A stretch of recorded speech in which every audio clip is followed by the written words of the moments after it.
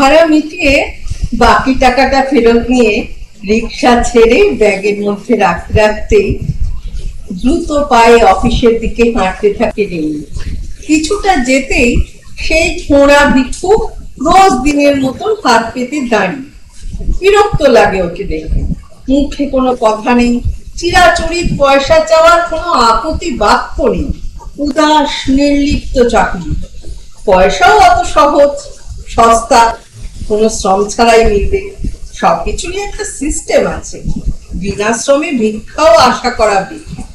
রোজ দিনের মতো আজও এইসব ভেবেই লোকটিকে পার করে যায় রিমি।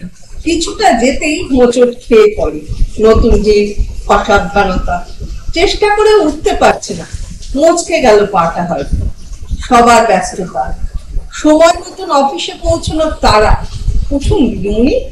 মুখ তুলে তাকাতেই অবাক রিমি। সামনে বাড়ানো সেই হাত, যে হাতে ভিক্ষে না দিয়ে রোজ মুখ ফিরিয়ে চলে যায় সে। মধ্যবয়স্ক কাঁপতে থাকা সেই পথশ্রী হাত ছাড়া। তবে কিছু চাইতে নয়, নিঃস্বার্থ ভাবে সাহায্য করতে। পারস্পরিক সহযোগিতা, সহমর্মিতা, কোনো প্রাতিষ্ঠানিক শিক্ষা নয়, মানবিক বোধ। যার যত সুন্দর, যত স্পষ্ট, সে তত সুন্দর, তত বেশি জীবন্ত মানুষ। ভালো থাকবে, ভালোবাসা দেবে।